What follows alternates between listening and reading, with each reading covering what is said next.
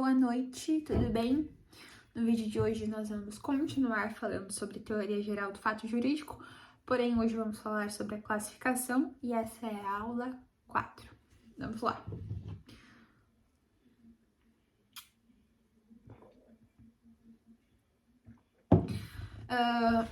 O fato jurídico ele vai se dividir em dois tópicos, o lícito e o ilícito. Bom, o lícito, ele tem consequência positiva e ele é permitido, né? Como o próprio nome diz. Já o ilícito, ele tem consequência negativa e gera uma penalidade. Durante essa aula, a gente vai só focar no fato lícito. Então, fato jurídico lícito, lato sensu. Esse lato sensu significa em sentido amplo, e depois a gente vai ver, vai falar, né, sobre ele e também sobre outros que eu vou falar agora. O fato jurídico stricto sensu, semo, não sei. Isso significa em sentido específico. Bom, esse fato jurídico lícito, ele é sem conduta, não depende da conduta humana, por exemplo, nascimento, morte e fenômenos naturais. Bom, temos dois pontos aqui, né, relacionado a isso, que são os pontos ordinários e extraordinários. Os ordinários, como o próprio nome diz, é algo ordinário, algo comum, por exemplo, nascer e morrer. Já os pontos extraordinários são são coisas que não são previstas, né? E não é algo comum também, como fenômenos da natureza, fatos da natureza.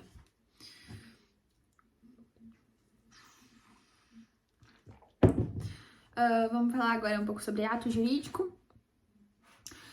Tem a conduta humana, mas sem a vontade de produzir a consequência lícita. E isso se refere à conduta, como o nome diz, avolitiva. E dentro dessa vai vir os tópicos que eu vou mencionar agora. Por exemplo, atos, fatos, reais ou materiais. Eu vou dar um exemplo para ser mais clara, né? Nesse caso aqui, como eu disse anteriormente, tem a conduta humana, mas não tem a vontade de produzir aquela consequência lícita. E nesse sentido aqui do atos, fatos, reais ou materiais, por exemplo, eu tô numa trilha e encontro um tesouro. Tem a conduta humana, né, que é o ato de eu encontrar o tesouro, mas não tem a vontade de eu encontrar o tesouro, né? Mas não deixa de ser uma consequência lícita, porque eu não tô roubando de ninguém, eu só encontrei algo que estava ali no meio natural, né?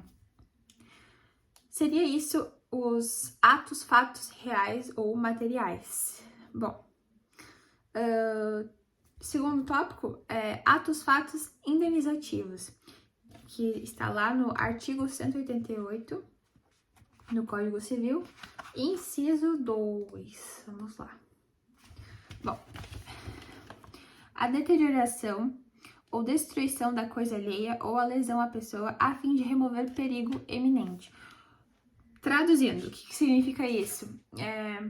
Eu estou sendo assaltada e aí eu corro do assaltante, só que eu tô correndo numa estrada de ferro e passa uma pessoa do meu lado e eu sem querer esbarro nela, empurro ela, o trem passa por cima dela, ela morre. Morreu.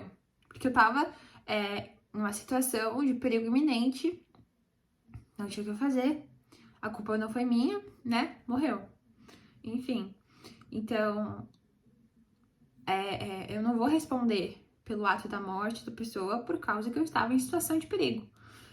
Seria isso o atos, fatos indenizativos.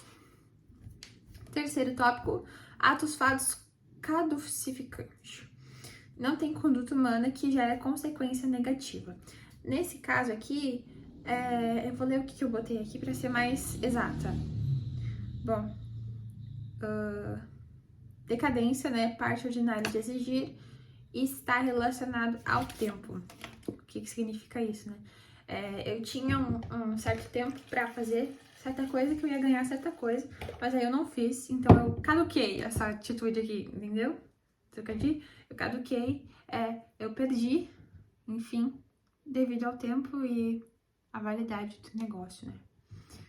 E é uma conduta negativa.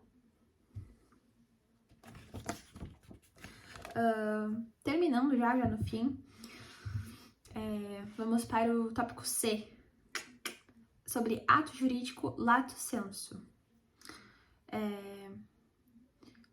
É uma conduta volutiva, volutiva, nome ruim de falar. E aqui tem a vontade humana, né, e deve expressar a vontade de produzir a consequência lícita e estar ciente dessa consequência dessa produção. É isso que seria o lato sensu, né? E o stricto sensu é sem autonomia da vontade. E aqui, um exemplo bom é o caso que a professora deu do leilão, né? Que, digamos que eu tô lá no leilão e eu ergo a mão pra chamar o garçom. Só que nisso, o cara que tá leiloando lá o negócio, ele acha que eu tô dando uma jogada, entendeu? Uma apostada, não sei. E aí eu acabo apostando, sei lá, 250 mil. Só que eu não queria isso, entendeu? Não era a minha vontade, não era o resultado que eu queria, enfim. Então esse é o stricto sensu, semo, não sei. E o terceiro tópico, negócio jurídico, que é o mais simples, que é a autonomia da vontade, por inteiro. Por exemplo, um contrato, casamento, doação. Tem vários exemplos muito bons aqui. E é assim que encerramos a classificação da teoria geral do fato jurídico. Beijão, essa é a aula 4.